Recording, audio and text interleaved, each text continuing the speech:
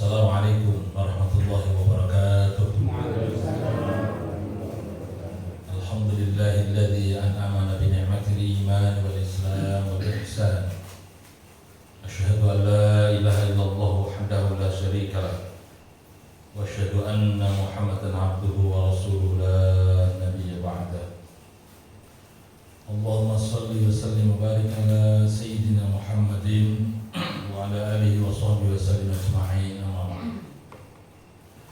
Saudara sekalian, Bapak Ibu, jamaah sholat Isya yang berbahagia, alhamdulillah, mari senantiasa kita tinggi-tingginya mengucapkan syukur atas nikmat yang Allah berikan kepada kita, sehingga dengan nikmat yang ada itu kita bisa menjalankan sholat Isya berjamaah.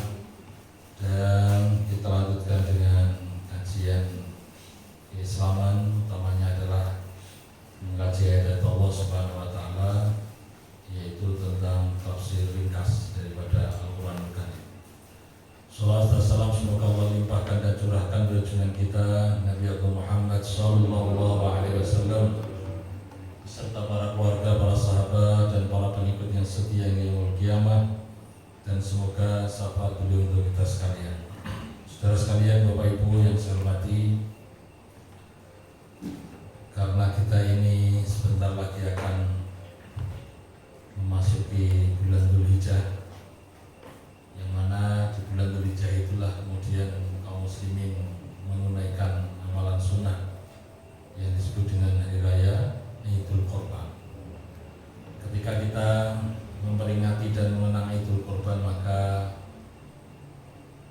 yang senantiasa disampaikan, yang senantiasa diambil ibrah pelajaran tentang bagaimana membina sebuah keluarga yang sungguh sangat mempesona, keluarga yang menjadi idaman orang yang ada di dunia, bahkan orang di akhirat, atau makhluk yang sifatnya langit itu pun juga memujinya, yaitu keluarga yang diperagakan oleh Nabi Ibrahim alaihissalam,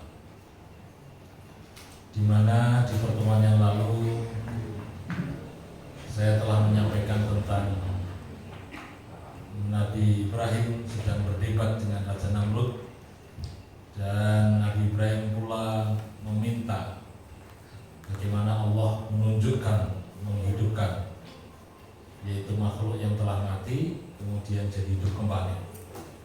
Maka pada malam hari ini saya akan menyampaikan tentang ayat Allah Subhanahu wa taala, yaitu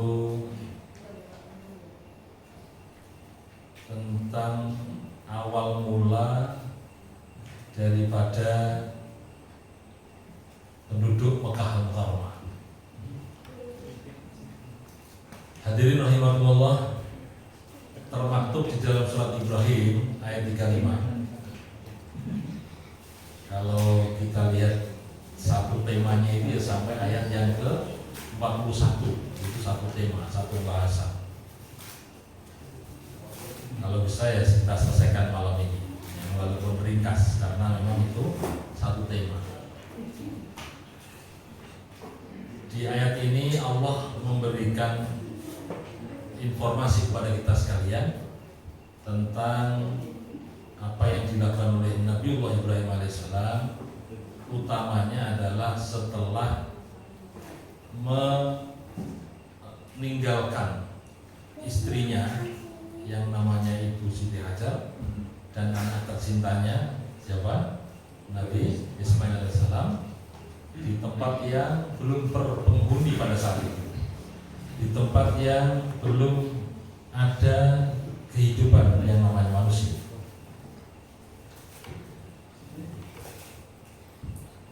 Disitulah kemudian Nabi Ibrahim berdoa, dan doanya itu kemudian diabadikan oleh Allah Subhanahu wa taala dalam surat Ibrahim ayat 35. Sebelumnya saya ingin menyampaikan sekilas dulu tentang siapa sebenarnya Ibu Siti Hajar itu. Kalau kita lihat nama Arabnya itu sebenarnya sih ya Hajar itu ya. Siti itu kan tambahan, utamanya adalah di tempat kita ini di Jawa. Aslinya itu ya Hajar gitu saja. Aslinya itu. Jadi kalau dalam teks Arab itu nggak ada itu namanya Siti Hajar, itu nggak ada.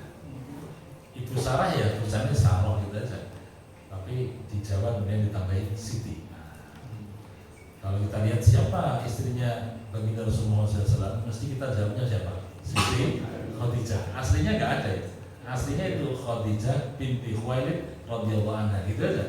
Ya, tapi karena supaya kita menghormati, bahasa Jawa kita adalah Siti. Walaupun kita lihat dari segi usul bahasa, aslinya itu adalah Sayyidati. Nah, wong Jawa itu utamanya suruh ngucap Sayyidati, opone huruf di tasdid berarti abot.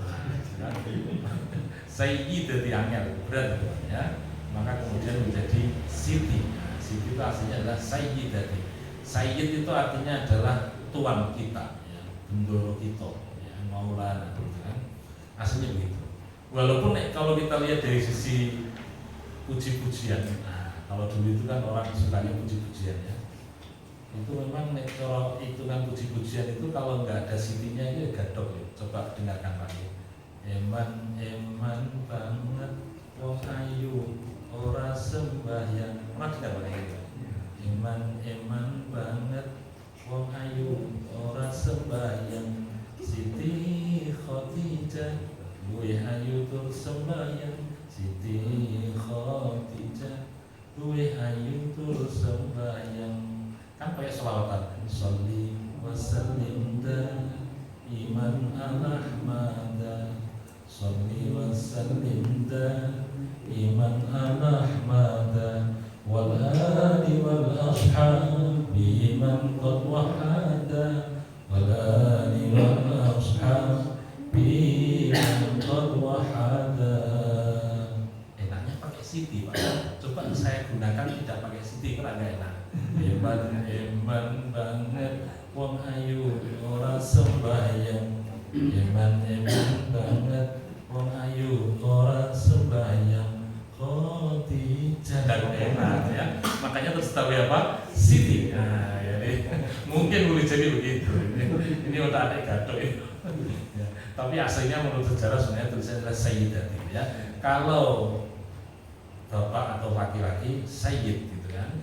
Tapi kalau perempuan adalah Sayyidatun ya, Sayyidah. Baik, bersama saya hormati, jadi sebenarnya siapa sih Ibu Hajar itu?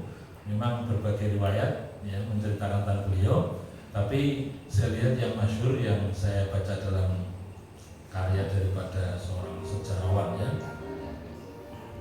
itu mohon maaf Pak, ini HP saya belum tak matikan tadi.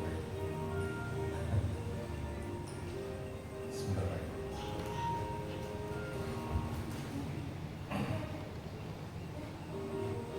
Saya matikan dulu ya, di mana saya lupa.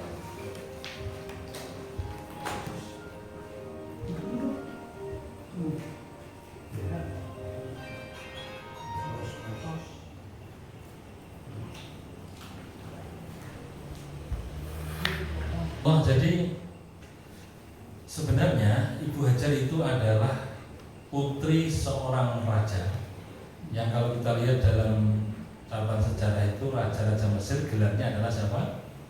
Fir'aun ya. Walaupun saat itu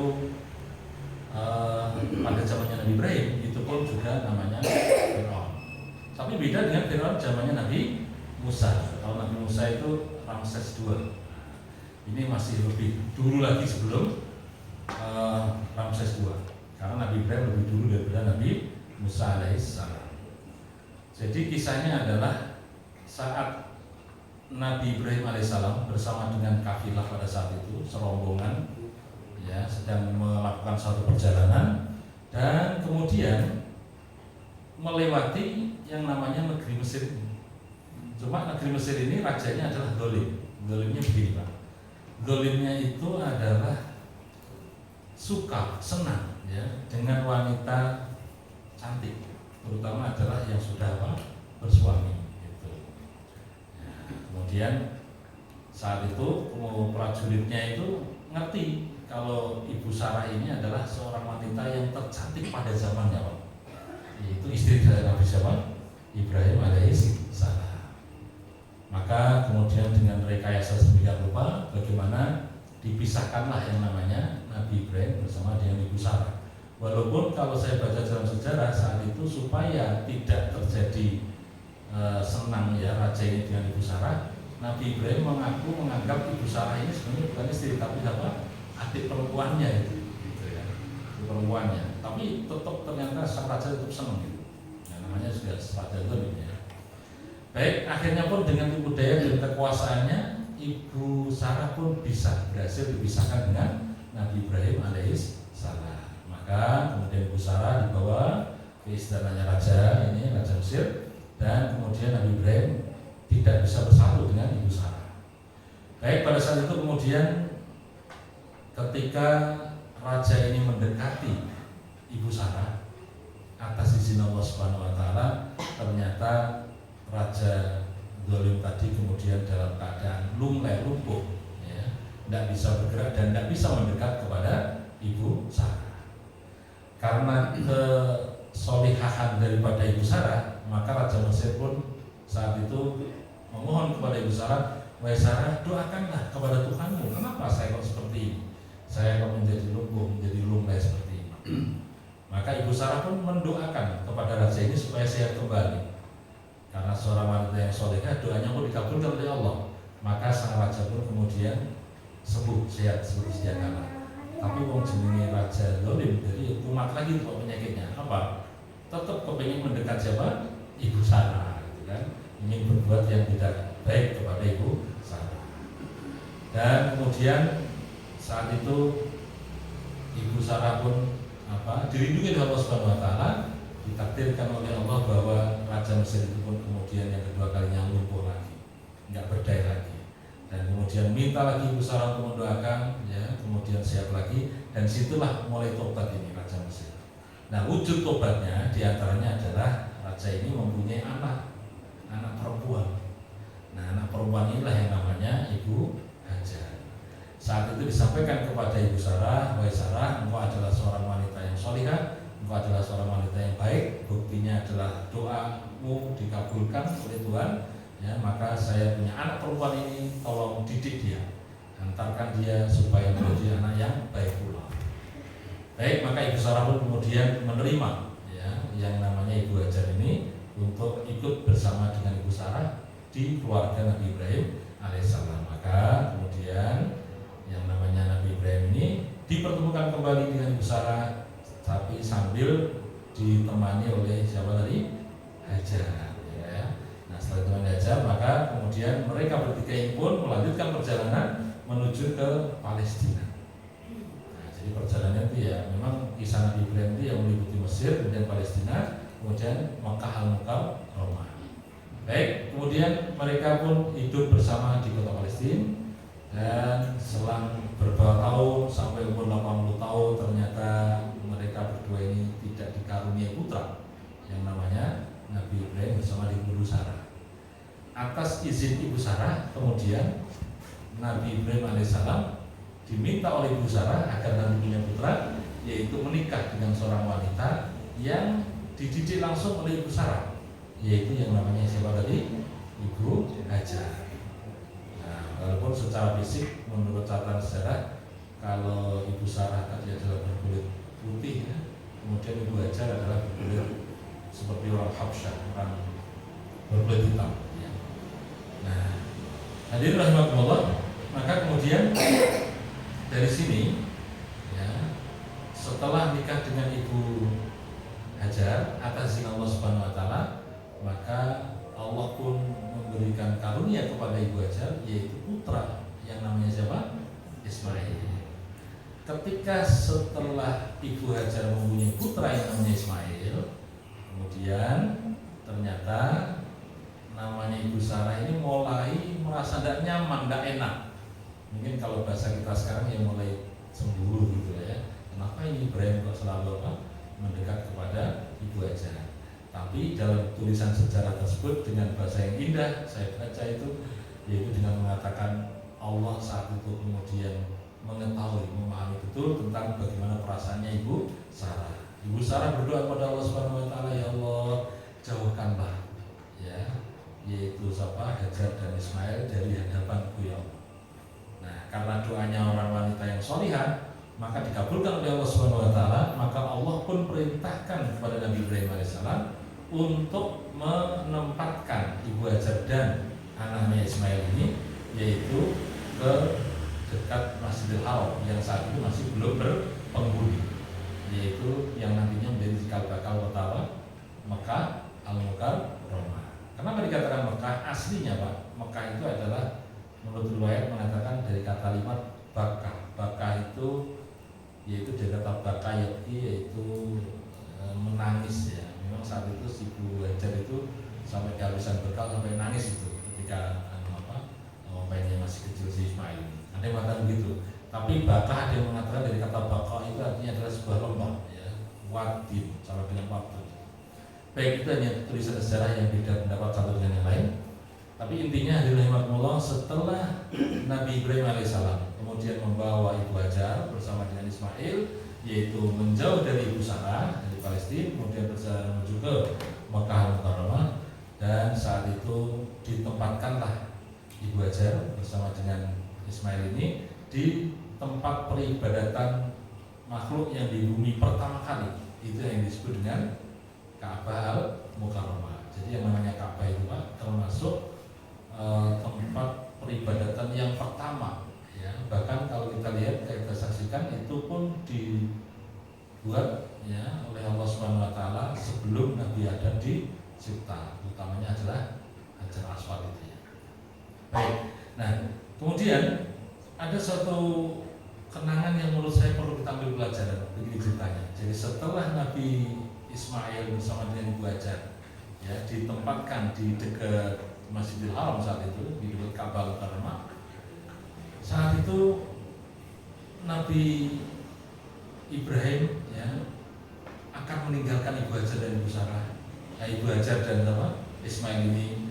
Maka kemudian Ibu Hajar tanya kepada Nabi Ibrahim alaihissalam, "Wahai Ibrahim suamiku,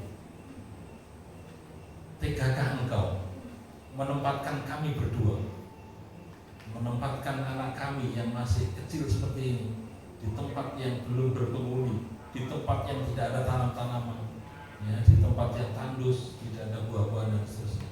Tegakah engkau Ibrahim suamiku?" Nah Ibrahim diam. Nah ini yang kita terenyuh dan haru itu di situ. Nabi Ibrahim diam.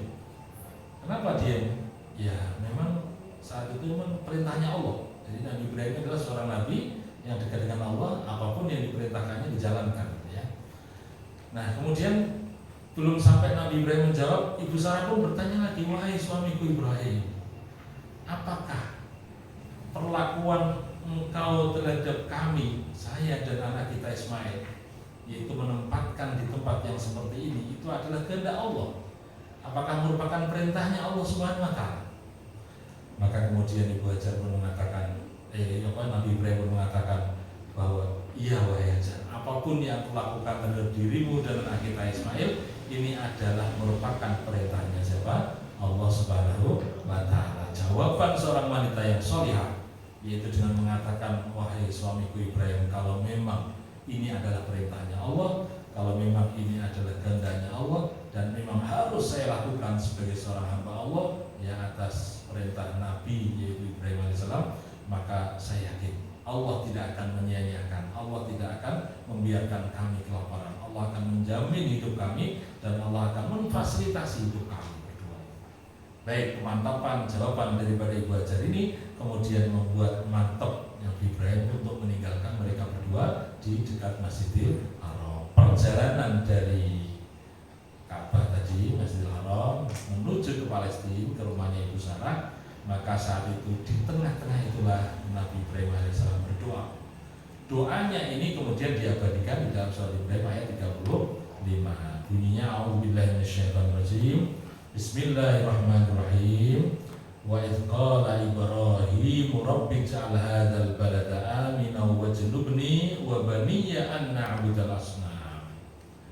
Ya, yang artinya terjemah tafsirnya adalah wadhkur ayyuhar rasul, sebutkan atau ingatlah wahai Rasul. Rasul di sini adalah Nabi Muhammad SAW. Wadhkur, dan ingatlah ya Rasul wahai Nabi Muhammad SAW, hina qala Ibrahim da'iyan rabbah, ketika Nabi Ibrahim berdoa yaitu kepada Tuhannya. Ba'da an askana ibnahu Ismail wa ummahu Hajar, yaitu setelah menempatkan anaknya Ismail dan ibunya Ismail yang namanya Hajar, wa di Makkah, yaitu di lembah Makkah. Saat itu doanya Nabi Ibrahim adalah Rabbi ja'al Makkah baladan amnin, Rabbi ja'al Makkah balda amnin. Ya Allah ya Tuhanku, jadikanlah Makkah ini adalah negeri yang aman. Ya'manu kullu man fiha, yaitu merasa aman siapapun orang yang tinggal di dalamnya. Wa abidni wa abnai an ibadatil asnam, dan jauhkanlah diriku ya Allah dan anak keturunanku an ibadatil asnam, yaitu dari penyembahan terhadap berhala-berhala. Baik, Bapak saudara-saudara ibu yang saya hormati, jadi Nabi Ibrahim berdoa kepada Allah Subhanahu wa taala yaitu dengan kalimat doa, Rabbi ja'al hadzal balada amina. Ya Allah ya Tuhanku, jadikanlah negeri ini, maksudnya negeri Mekah, adalah negeri yang aman. Dan memang kalau kita lihat dalam teks hadis Rasulullah di akhir zaman, di antaranya adalah kota suci inilah yang nantinya tidak dimasuki oleh siapa? Dajjal, ya. Jadi ini memang aman, itu betul-betul aman. Makanya salah satu tanda akhir zaman atau istilahnya kiamat kubro nanti itu kalau jelang kiamat itu terjadi pertumpahan darah, utamanya adalah di Makkah Al-Mukarramah, di Masjidil Haram. Ya. Walaupun di saat zaman Yusuf Ats-Tsaqafi, ya, dulu zaman Bani Umayyah pernah terjadi pertempuran, peperangan, ya, itu setelah peninggal Rasulullah di antara para sahabat, dan itu memang sudah menjadi tanda akhir zaman sebenarnya. Tapi belum sampai kiamat karena kita masih ada sekarang ini, ya. Tapi nanti memang kalau sudah mulai ada lagi pertumpahan darah di Masjidil atau istilahnya di kota suci ini, maka berarti lebih dekat lagi yang namanya kiamat. Baik, hadirin rahimakumullah, jadi Nabi Ibrahim ini doanya dikabulkan oleh Allah Subhanahu wa taala. Rabbi jahadal balada amin. Ya Allah ya Rabbi, tenangkanlah, amankanlah siapapun orang yang tinggal di Makkah ini. Kemudian doanya berikutnya adalah wajlubni wa bani ana abudal asnam. Ya Allah, jauhkanlah diriku dan anak keturunanku, yaitu dari penyembahan kepada selain Allah yang namanya al-asnam. Al-asnam itu jamak, mufradnya adalah sonamun, sama dengan berhala, ya. Jadi jauhkanlah diriku ya Allah, jauhkanlah anak keturunanku ya Allah dari sesembahan selain Allah, yaitu berhala-berhala yang ada. Baik, kemudian doa berikutnya adalah kenapa ya Allah kok supaya jauh dari yang namanya berhala ini, penyembahan berhala? Karena Rabbi innahunna adlalna katsiran minan nas. Ya Allah ya Tuhanku, Rabbi innal asnam tusabbabat fi ib'adi katsir minan nas an tariqil haqq. Kenapa ya Allah, saya mohon kepada Engkau supaya diriku, diri kami, anak keturunan kami jauh dari sesembahan selain Engkau ya Allah, yaitu dari berhala-berhala tadi, supaya ya karena apa? Al-asnam, yaitu yang namanya berhala tadi, itu tusabbabat fi ib'adi katsir minan nas, yaitu menyebabkan jauhnya banyaknya manusia ini antorikil haq, yaitu dari torikil haq atau istilahnya dari jalan yang benar. Kemudian faman iqtada bi fit tauhid wa huwa ala dini wa sunnati.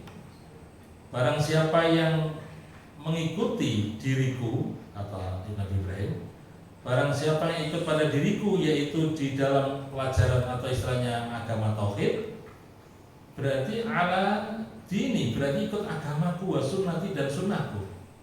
Wa man khalafani fiha duna syirk, yaitu barang siapa yang menyelisihi daripada diriku, termasuk diantaranya perbuatan syirik tadi, fa innaka ghafurun lidzunubil mudznibin, yaitu karena Engkau ya Allah adalah Maha Pengampun dari segala dosa orang-orang yang berbuat dosa. Bifadlika, dengan keutamaanmu ya Allah, Engkau adalah Rahimun bihim, Maha penyayang kepada mereka. Ta'fu, oleh karena itu maafkanlah amman tasyabihim, yaitu kepada orang yang telah Engkau kehendaki. Hadirin rahimakumullah, inilah doa Nabi Ibrahim alaihissalam. Jadi bahwa kenapa dirinya, keluarganya harus dijauhkan dari sesembahan yang namanya menyembah berhala, karena berhala ini adalah menyebabkan begitu jauhnya umat manusia, yaitu jauh dari antoril haq, yaitu dari jalan yang benar. Dan ini memang betul-betul doa yang sungguh sangat luar biasa. Artinya apa? Yaitu yang namanya ajaran tauhid, ajaran kepercayaan kepada Tuhan Yang Maha Esa ini betul-betul yang bisa menyelamatkan, ya, bisa menyelamatkan, yaitu diri kita manusia ini, yaitu dari jurang siksa api neraka yang nantinya insya Allah semoga diri kita dengan ngaji seperti ini masuk surganya Allah Subhanahu wa Ta'ala. Allahumma amin. Yang paling indah menurut saya dari doanya beliau itu, waman asoni, kalau seandainya nanti keturunanku kok berbuat maksiat ya Allah kepada diriku, kepada engkau ya Allah, maka engkau adalah maha pengampun, engkau adalah maha penyayang. Jadi bukan berarti langsung dikatakan ampunilah dia ya Allah, ampunilah, tidak, tapi langsung dipuji Allah ini, fa innaka ghafurur rahim, engkau adalah maha ghafur lagi maha penyayang. Sama hadirin rahimakumullah, saya kira teks Arab ini, teks ayat ini kemudian diadopsi juga oleh seorang sastrawan, ya, sastrawan yang sangat terkenal zaman Nabi zaman siapa itu, Bani Abbasiyah, yaitu yang namanya Abu Nawas. Nah, ingat Pak ya Abu Nawas ya. Syairnya apa Pak? Lagu-lagunya Pak. Ilah-ilas Pak. Saya itu kalau serenung kan betul-betul luar biasa nih lagunya. Coba saya lakukan Pak ya. Syairnya itu ilah-ilas tulil firdausi a'la wala aqwa 'alan naril jahimi. Bapak sekalian saya hormati, kalau saya dengar pujian ini kadang-kala bacaan teks Arabnya itu ada yang nggak tepat Pak, ya, apalagi bacanya dilakukan yang kadang-kala kurang tahu tentang tulisannya. Nah, coba saya baca ulang, perhatikan nanti kalau misalnya ada puji-pujian yang pakai ini harus sesuai dengan teks Arabnya. Ilahi las tulil firdausi a'la wala aqwa 'alan naril jahimi fahabli taubatan waghfir dhunubi fa innaka ghafirudz dzambil azimi. Sama-sama ya, sama-sama ikuti saya aja. Ilahi las tulil firdausi a'la wala aqwa 'alan naril jahimi fahabli taubatan waghfir dhunubi fa innaka ghafirudz dzambil azimi. Kalau saya artikan ilahi lastu lil firdaus, ya Tuhanku, ilahi wahai Tuhanku, lastu firdaus, aku ini adalah tidak layak, tidak pantas disebut ahli surga firdaus, tidak pantas tinggal di surga firdaus. Tapi wala aqwa 'alan naril jahimi, aku pun tapi nggak kuat kalau mlebu neraka jahim, kan repoti ning surga pantas ning neraka ora kuat gitu kan. Tapi namanya sastrawan Pak ya. Nah, itu sastrawan zaman dulu begitu. Nah, tapi butuhnya apa sih Abu Nawas ini? Butuhnya adalah fahabli taubatan waghfir dhunubi. Butuh saya itu ya Allah. Fahabli taubatan, yaitu terimalah tobat kami ya Allah. Fahabli taubatan, ya, dan ampunilah diriku. Karena apa? Fa innaka ghafirudz dzunub, karena engkau adalah Zat yang maha pengampun dari segala dosa-dosa yang ada. Fa innaka ghafirudz dzunubi dzambil azim, dosa yang paling besar engkau adalah yang maha memberi ampunan. Baik, kalau saya hormati, itu namanya sastrawan Pak ya, namanya Abu Nawas itu ya. Walaupun sekarang sastrawan ya banyak sekali di Indonesia Pak ya, yang dengan kalau mungkin sering baca sastra karya Gus Pak ya, saya itu kalau baca itu juga subhanallah, memang beliau ini Pak Yai, sehingga isi lantunan tulisannya pun juga dalam rangka takarub mendekatkan diri kepada Allah Subhanahu wa taala. Hadirin rahimakumullah, sama di dalam doa Nabi Ibrahim pun seperti ini. Jadi kalau seandainya mereka, ya Allah, anak keturunanku ini kok tidak mau berbuat baik, ya, bahkan berbuat maksiat kepada Engkau, ya Allah, fa innaka ghafurur rahim, karena Allah adalah zat yang Maha Pengampun lagi Maha Penyayang. Baik, saudara-saudara rahimakumullah, berikutnya adalah doa yang luar biasa lagi yang maksud saya nanti akan kita perhatikan bagaimana kita membina rumah tangga yang ideal. Apa doanya Nabi Ibrahim itu? Rabbana inni askantu min dzurriyyati biwadin ghairi dzi zar'in 'inda baitikal muharram. Rabbana liyuqimus sholata faj'al afidatan minan nasi tahwi ilaihim warzuqhum minats thamarati la'allahum yashkurun. Rabbana, ya Tuhan kami, ya, inni askantu min dzurriyyati, sesungguhnya aku telah menempatkan sebagian keluargaku. Baik, coba saya terjemahkan langsung di tafsirnya. Rabbana, ya Tuhan kami, inni sesungguhnya aku askantu telah menempatkan min dzurriyyati, dari sebagian keluargaku. Ingat, Nabi Ibrahim di sini mengatakan dari sebagian, artinya apa? Karena istri yang Ibu Sarah masih ada di Palestina. Rabbana, sungguhnya ya Allah ya Tuhanku, ini sungguhnya aku askantu telah menempatkan min dzurriyyati, dari sebagian keturunanku, biwadin, yaitu di sebuah lembah, laisa fihi zar'un, tidak ada di dalamnya yang namanya tanam-tanaman, wala ma'un, dan juga tidak ada yang namanya air, bijiwa di baitikal muharram, yaitu di dekat rumahmu ya Allah yang mulia, Masjidil Haram maksudnya. Rabbana innani fa'altu dzalika bi amrika, ya Allah ya Tuhanku, aku ini melakukan seperti ini ya Allah adalah bi amrika, karena perintahmu ya Allah. Ya, jadi apapun yang dilakukan oleh Nabi Ibrahim ini merupakan perintahnya siapa? Allah Subhanahu wa taala. Likai yu'addis shalah, agar supaya mereka semuanya ini adalah mau mendirikan salat. Bi hududiha, yaitu dengan batasan-batasan tata cara sholat yang benar.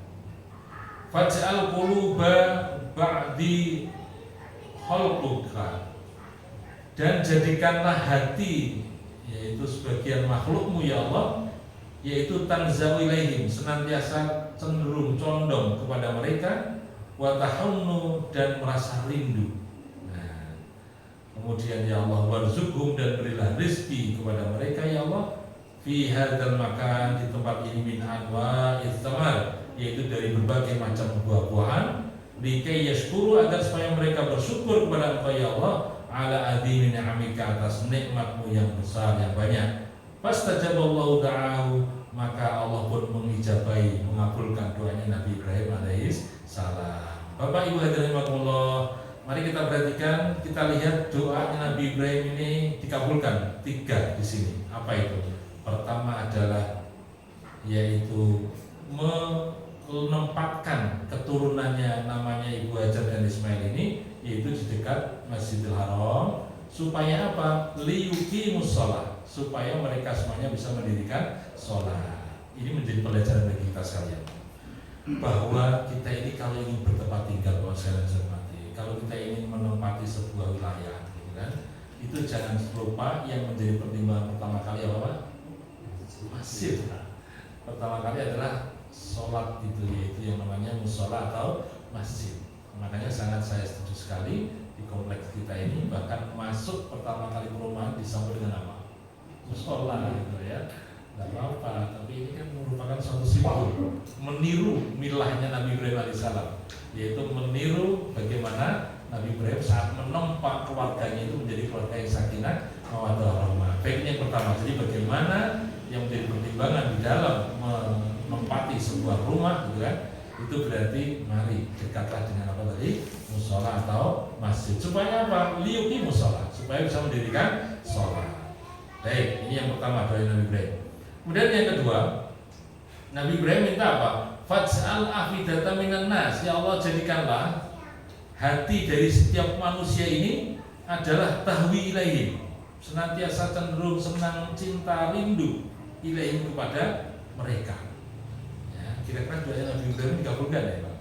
Dikabulkan. Buktinya apa Pak? Banyak ya sekarang kaum muslimin ini, yaitu bagaimana berduyun-duyun untuk senantiasa berziarah di Masjidil Haram, gitu kan? Yaitu makanya diabadikan dalam syariat Rasulullah Muhammad SAW, yaitu perintah yang namanya ibadah haji dan umroh. Ini dalam rangka untuk melanjutkan risalah yang dibawa oleh Nabi Ibrahim alaihissalam. Baik, jadi ini ternyata terbukti bahwa seluruh umat Islam ini senantiasa sangat rindu. Ya, di sini di kalimatnya tafsirnya dikatakan adalah Hanan itu artinya adalah rindu, cinta, senang untuk senantiasa berkunjung ke Masjidil Haram. Baik, kemudian yang berikutnya warzuqhum minas tsamarat. Ya Allah, berilah rezeki mereka semuanya ini, yaitu minas tsamarat, dari buah-buahan. Dan memang ditakdirkan juga oleh Allah, walaupun di Mekah itu adalah tidak begitu tanaman berbuah banyak, tapi ternyata semua buah-buahan ada di sana itu Pak ya. Mohon maaf yang sudah di sana bisa betul Pak ya. Jadi semua buah ada di sana. Rambutan mana Pak? Kedawan ini rambutan kalau durian ya. Iya, ya. Jadi kalau bahasa Arabnya itu enggak ada durian, enggak ada. Adanya Abu Syaukah. Abu itu artinya bapak, Syaukah itu artinya duri. Bapak semono duri ini ada durian. Ya, di sana kan enggak ada ya. Baik, jadi artinya adalah ini memang doanya Nabi Ibrahim, walaupun di tempat yang besar, walaupun hanya buah kurma mungkin yang ada ya, anggur, tapi di sini dikatakan oleh Nabi Ibrahim dengan doa, yaitu warzuqhum minas tsamarat. Ya Allah, berilah rezeki mereka, anak keturunan saya ini, yaitu dari yang macam-macam as-tsamarat. Tsamarat itu jamak, buah-buahan yang banyak. Nah, ini dikabulkan oleh Allah Subhanahu wa taala pula. Kemudian la'allahum yashkurun, agar supaya mereka bersyukur kepada Allah Subhanahu wa taala. Jadi hadirin rahimakumullah, yang menjadi pertimbangan tadi saya katakan bahwa Nabi Ibrahim alaihissalam menjadikan anak dan istrinya yaitu soleh dan solihah itu adalah tempaan awal bagaimana dididik oleh Nabi Ibrahim bertauhid yang benar kepada Allah Subhanahu wa taala, meyakini Allah adalah sebagai Tuhannya dalam rangka untuk menjaga kesuciannya, yaitu beriman pada Allah, yaitu yang berikutnya adalah menempatkan di dekat Masjidil Haram, ya, supaya senantiasa senang cita dengan kegiatan masjid, kegiatan musola. Ya, makanya ini walaupun tempat kita yang musola seperti ini, menurut saya alhamdulillah musola sekitar sini yang hidup ya di sini hidup dengan Allah. Kegiatannya banyak sekali ya. Nah, walaupun remajanya belum terkeluar, remajanya baru berapa ya. Ini ya, nanti insya Allah dilanjutkan ini aja yang ada ini ya, setiap seksi yang ada ya. Nah, dan insya Allah kalau generasi SMP ada lagi masih ada sebenarnya ya. Nah, tapi masih belum ya. Nanti lama-kelamaan ya, kita antarkan bagaimana remajanya kita juga aktif juga gitu ya. Baik, jadi ini penting Pak. Jadi kita harus mengaktifkan ya musola atau masjid ini dalam rangka untuk membina diri kita, keluarga kita, rumah tangga kita menjadi keluarga yang apa tadi, sakinah, mawaddah, warahmah. Ini zaman kita bersama ya, sebagaimana konsep Nabi Ibrahim dalam mendidik putra-putrinya seperti itu. Baik, berikutnya hadirin rahimakumullah, ayat berikutnya a'udzubillahi minasyaitonirrajim.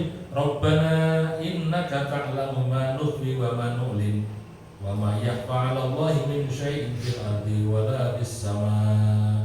Doanya Nabi Ibrahim dikatakan artinya adalah Rabbana, ya Allah ya Tuhanku, innaka ta'lamu, sesungguhnya engkau adalah ngerti, sesungguhnya engkau adalah paham, memahami, mengerti, kullaman nukhfihi, apa saja yang kami sembunyikan, wa ma yudhirau dan yang kami dohirkan, yang kami tampakkan. Jadi Nabi Ibrahim memuji Allah Subhanahu wa taala, ya Allah ya Rabbi, kami itu adalah memahami bahwa engkau maha tahu terhadap apa yang kami sembunyikan, engkau pun maha tahu terhadap apa yang kami tampakkan. Wa ma yahibu an ilmillahi syai'un minal kainati fil ardi wal fis sama. Tidak ada yang gaib bagi Allah itu. Tidak ada yang tidak bisa dilihat oleh Allah. Semuanya adalah dilihat ya, min ilmillah, yaitu dengan ilmunya Allah Subhanahu wa taala. Semuanya minal kainati fil ardi wal fis sama. Ya, baik yang ada di langit maupun yang ada di bumi, itu tidak gaib bagi Allah. Allah Maha tahu tentang itu semuanya. Jadi Nabi Ibrahim mengatakan seperti itu, yaitu memuji Allah, ya Rabbana innaka ta'lam, ya Allah engkau adalah ngerti, engkau paham, engkau tahu yaitu apa? Tahu manufi, apa yang kami sembunyikan dalam hati, engkau tahu ya Allah. Wa manulin, engkau pun tahu ya Allah, apapun yang aku elankan, yang aku umumkan, yang aku dohirkan, yang aku tampakkan, engkau pun tahu ya Allah. Wa ma yafa'alallah min syai', dan tidak ada yang tidak bisa dilihat oleh Allah. Segala sesuatu ini, baik yang ada di langit maupun yang ada di bumi, semuanya terlihat oleh Allah, semuanya nampak olehnya. Ya, jadinya kita paham betul, baik yang kita lakukan secara terang-terangan maupun sembunyi-sembunyi, Allah adalah Maha tahu. Makanya wong tuane kita dulu pernah nasihati, ketika ada yang mendolimi diri kita, apa nasihatnya? Gusti Allah ini mboten apa? Kata-kata ini Pak di mana-mana itu saya orang tua mesti ngajari kita seperti itu ya.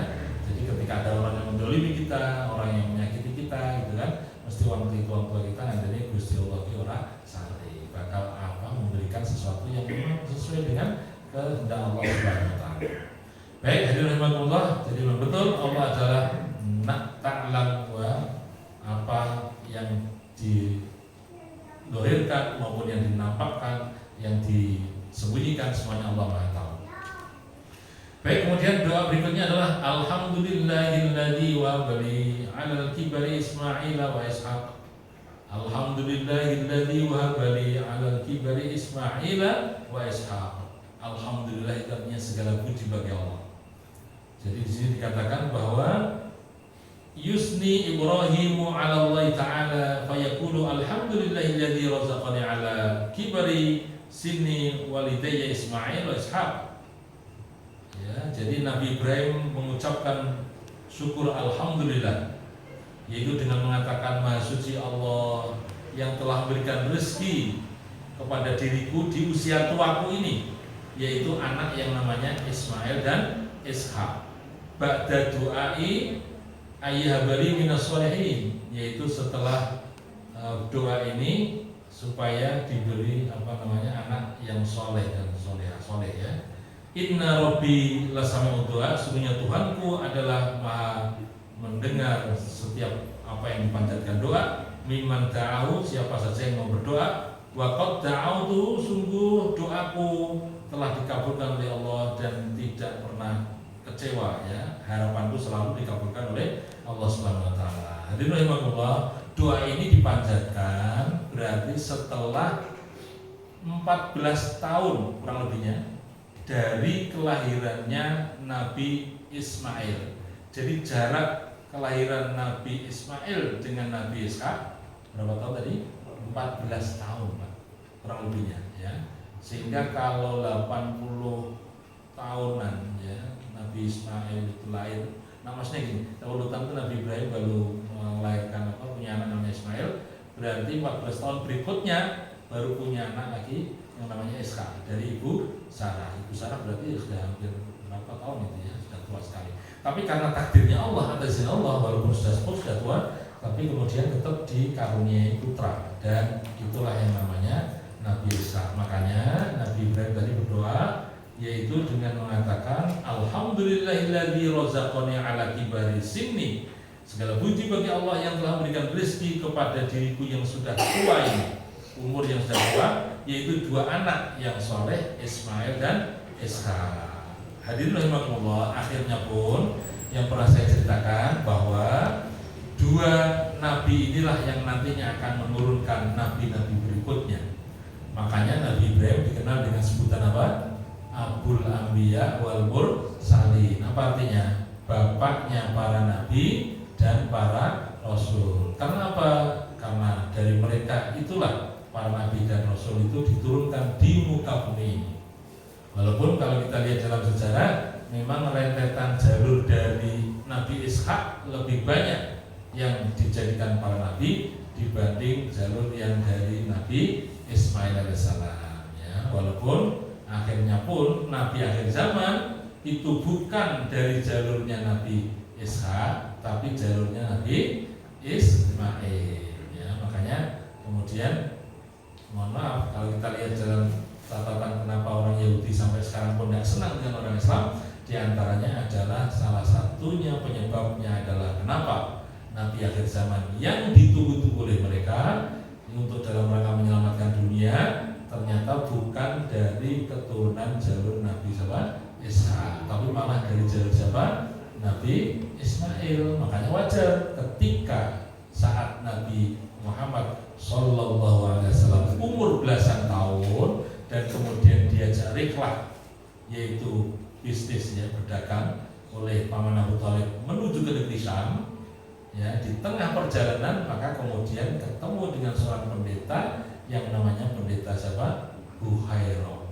Oleh pendeta Buhairah dikatakan kepada paman Abu Thalib, wahai Abu Thalib, jangan engkau bawa anak ini ke negeri Syam, karena anak ini adalah ditunggu oleh orang yang Yahudi yang ada di negeri Syam, itu akan dibunuh. Kenapa? Anak ini nanti menjadi pemimpin umat yang akan menjadi seorang nabi akhir zaman. Pendeta Buhairah sudah ngerti, kenapa? Karena tanda kenabian setiap nabi dan rasul itu ada dalam tubuhnya, ya, di tutungnya. Dan itu yang tahu ya orang-orang yang istilahnya kalau bahasa Jawa sekarang ya apa? Waskito gitu ya, orang yang ngerti saat dulu ini narah gitu kan. Jadi orang yang tahu. Dan itu dibaca oleh pendeta yang namanya pendeta Buhairah. Maka saat itu Nabi Muhammad kecil pada saat itu, kemudian diajak pulang kembali. Ya, nasihat daripada pendeta Buhairah saat itu kemudian diikuti oleh paman Abu Thalib, tidak jadi bisnis atau dagang ke negeri Syam, kemudian kembali lagi ke kota Mekah dalam rangka untuk menyelamatkan Nabi Muhammad SAW.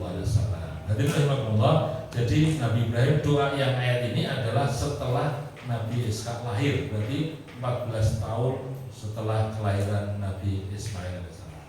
Nah, kapan proses terjadi penyembelihan Nabi Ismail? Kurang lebihnya Pak, itu nanti awal-awal kita kaji ayatnya dalam surat Shor itu ada.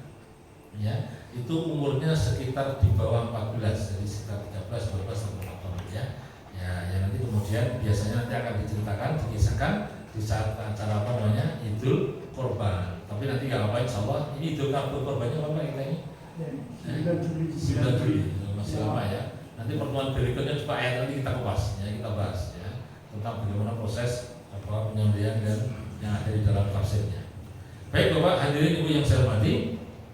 Nah, kemudian berikutnya doanya adalah Rabbi ja'alni muqimas sholati wa min dzurriyyati Rabbana wa taqabbal du'a. Rabbi ja'alni, ya Allah ya Tuhanku, jadikanlah diriku ya, muqimas sholah, yaitu yang senantiasa mendirikan sholat. Ya, kalau saya baca tafsirnya adalah Rabbi ja'alni mudawaman, ya Allah ya Tuhanku, jadikanlah diriku ini mudawaman, continue, terus menerus, istiqomah ala adai sholah, yaitu dalam rangka untuk menegakkan sholat, mendirikan sholat. Ala atni wujuhya, yaitu dalam sholat yang penuh dengan sempurna, sesempurnanya. Waj'al ma'adzuriyati, dan jadikanlah waj'al min dzurriyyati, dan jadikanlah dari keturunanmu ini, yaitu man yuhafidhu 'alaiha, yang senantiasa menjaga dalam hal ibadah sholat tadi. Rabbana wastajib du'a, ya Allah ya Tuhanku, kabulkanlah doaku, wa taqabbal ibadati, dan terimalah ibadahku.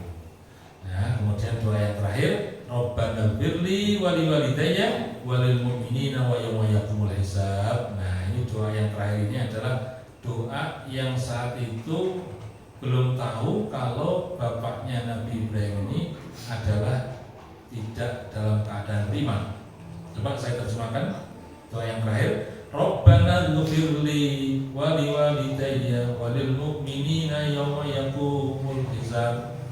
Ya Allah ya Tuhanku, ampunilah diriku dan kedua orang tuaku, dan ampunilah orang-orang yang beriman yauma yaqumul hisab, sampai kepada hari yang namanya yaumul hisab, yaitu hari kiamat.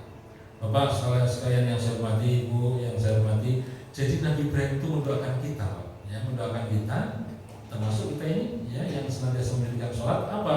Yaitu supaya nanti diampuni oleh Allah Subhanahu Wa Taala, karena kita beriman kepada Allah Subhanahu Wa Taala. Ya, jadi intinya adalah di sini Nabi Ibrahim berdoa supaya keturunannya itu senantiasa mungkin sholat, mendirikan sholat. Ya, dan doanya Nabi Ibrahim supaya dikabulkan oleh Allah Subhanahu Wa Taala. Hadirin rahimakumullah, jadi ini kisah ya yang diabadikan oleh Allah Subhanahu Wa Taala dalam surat Ibrahim ini yang menceritakan tentang kisah bagaimana kehidupan baginda Ibrahim alaihissalam, terutama adalah ketika membina keluarganya menjadi keluarga yang sakinah mawaddah rahmah. Dan intinya, walaupun beliau ini adalah seorang nabi yang memang diuji begitu banyaknya oleh Allah Subhanahu wa taala, tapi tetap dalam sejarah dikenal dengan sebutan Khalilullah. Artinya apa? Sampai dekatnya dengan Allah itu dikatakan Khalil. Khalil itu artinya adalah teman yang paling dekat itu dengan siapa? Allah Subhanahu wa taala. Artinya apa? Takarrubnya, pendekatan diri kepada Allah itu sangat luar biasa, sehingga dalam hidupnya pun penuh dengan keteladanan. Bahkan kalau saya temukan ayat yang mengatakan uswatun hasanah itu hanya tertuju kepada dua nabi. Yang pertama adalah Nabi Muhammad Sallallahu Alaihi Wasallam, dan yang kedua adalah Nabi Ibrahim. Ya, kalau Nabi Muhammad itu ayatnya apa? Laqad kana lakum fi Rasulillahi uswatun hasanah liman kana yarjullaha wal yawmal akhir wa dzakarallaha katsiran. Ya. Kemudian kalau Nabi Ibrahim ada lagi, cuma saya nggak hafal ya.